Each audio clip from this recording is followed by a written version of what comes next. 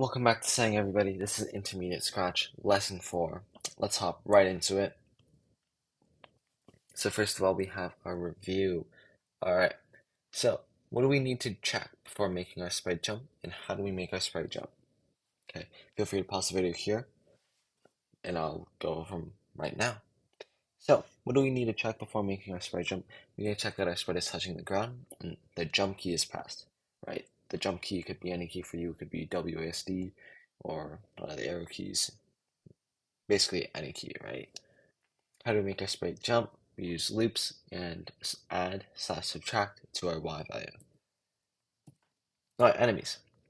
So basically, if you remember in our project and in the game requirements, we require you to have at least one enemy which goes back and forth, and if you hit it, you lose a life. So they're not going to appear until later in the game. So basically, what that means is we're going to put a little farther behind, closer to the end than in the beginning, so people can, get the hang of the game first.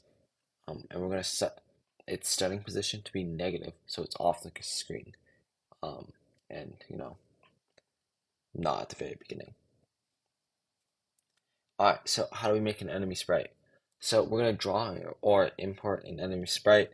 You can just choose the ghost that Scratch provides because it does have it has all the costumes already. It's just easier that way. But you can draw your own, right?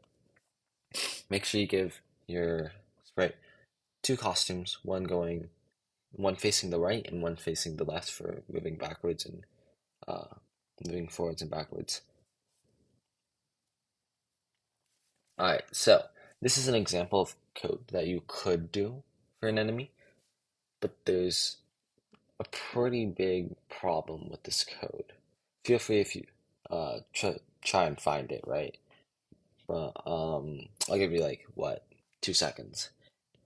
Just look at it and see. This it's pretty obvious right there.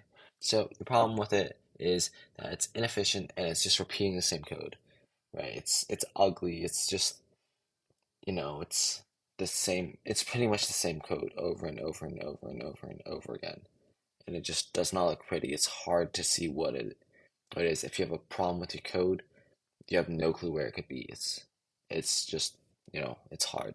It's just bad, right? Um, but a follow-up question: how do we fix this problem? So how would we change it? I'll give you 5 seconds for this one. Um, yeah, or you can just pause the video. I'll go over it now though. So basically, we're gonna add loops. Loops make it, since if it's pretty much the same, we can just repeat it over and over again inside a loop. Makes it easier and easier to check if you have any problems with the code. All right, so these are instructions for the code that you want to do, and how you want to fix it. Right, we have 4 instructions, basically rules that we want you to follow when you make your code. We want to make our enemy sprite go back and forth on a platform forever. Make sure that the enemy sprite swaps direction after moving one direction for a while, and we don't want our enemy sprite to fall off the platform, so it has to stay on the platform. And the enemy sprite should face whatever direction it's moving in, so it doesn't face left while moving to the right. And here's a little hint: you should have a variable for the ghost position, and use both scroll X and ghost position in your answer. So if you remember how to make a variable, make sure to go there, go to the variable section. There's going to be a white box there that says make a variable. Click on that. You don't have to have ghost position as the variable name, but just have a variable for the ghost position. It's going to come in handy. Alright, pause the video here and try to do this. I will be showing the answer in 3, 2, 1. Okay, so this is the answer. This is an example of how you do it. Right, we have loops, we have set y to -95, and then our ghost position scroll X will be off the map, so you can't see it until later. And we have switch costume to, what switch costume does is basically it changes it so you do a different direction. And then we have point in direction, right, to make it in the correct direction. Then we have another loop for repeat 20 times, set x to scroll x plus 480 times ghost position, waiting 1/10 of a second, and then changing ghost position by 200. You'll notice that if you look at this code, it's the exact same thing, right? We're setting x to scroll x plus 480 times 1.4, and after each one, we're adding 200s, right? And so what we're doing is basically having the same exact thing, but we're using a variable to make it easier, and we can put the variable inside the loop, and basically it makes it much more condensed and way easier for us to work with. Then I'm going to switch costume to Ghost B. Sorry, Ghost to B, right? That's just facing the other direction. And then we're going to go back, but instead of adding 200s, we're subtracting 200s to go back. Same speed as well. Hopefully that made sense. Make sure to copy this down in your Sprite code, and then we'll move on. So, lives. You can make a game with only one life, right? But usually you want to give your player at least a few tries to get the hang of the game, right? And so we're going to create a new variable called lives. Remember how to make lives, or how to make variables, right? Just like ghost position. So at the beginning of the code, you're going to set lives to a certain number, however many lives you want. You can either do 2, 3, if you want. You can give them a bunch of lives, like 100, or maybe just one, right? And then when do we lose our lives? If we touch the enemy or fall past the floor, right? If we don't make a jump and fall into the void. All right, so we're going to need to create two if statements for the two conditions where we lose a life. The first one will check if you touch an enemy, and the second one will check if you fall past the floor. So, a small hint for falling past the floor. Remember that we created a black border. If you remember, in the sensing section, we have a lot of touching blocks, right? That sense if you touch something, if you touch another sprite, if you touch another thing, if you touch another color, right? Try to use one of those.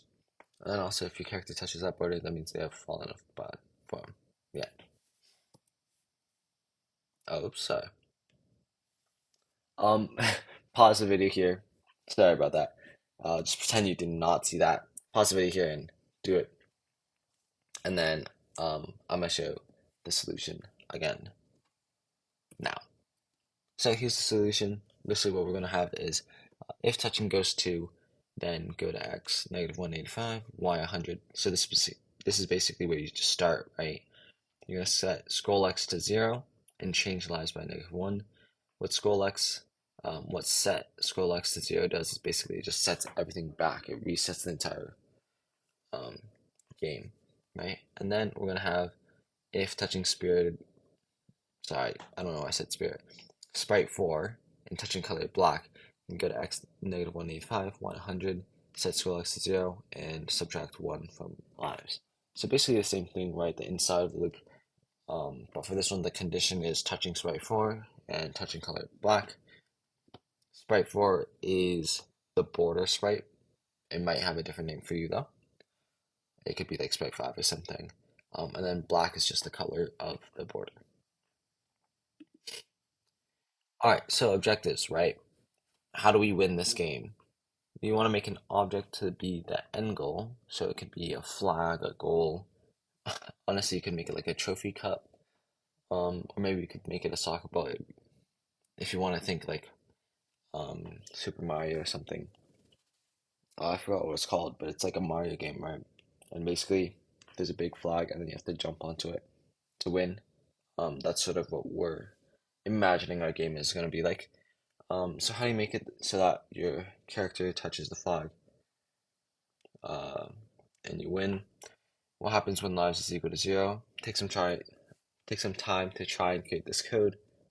So basically, make a bunch of more if statements to check when maybe lives is equal to 0 or you're touching the flag. Pause the video here. I'm gonna move on. So yeah. All right. This is an example of lives code. Your code could be like this. It's basically right. We have if lives is equal to 0, and say you lose for 4 seconds, and then you stop the game, right? Stop all. This is so you don't keep on playing after you've lost, right? Because you've lost. And then also, if touching color red, then say, yay, I win, stop all, right? Because once you've won, you don't really continue playing, right? You finish the game. And then touching color red is basically what the color of your flag or the color of your goal, the color of your ending, right? You can also do a touching sprite if you have a new sprite for it. All right, review. In what cases do you lose a life? If you fall off the map or touch an enemy. What happens when lives is equal to 0? The game ends. And what happens when you touch the ending flag? You win. All right.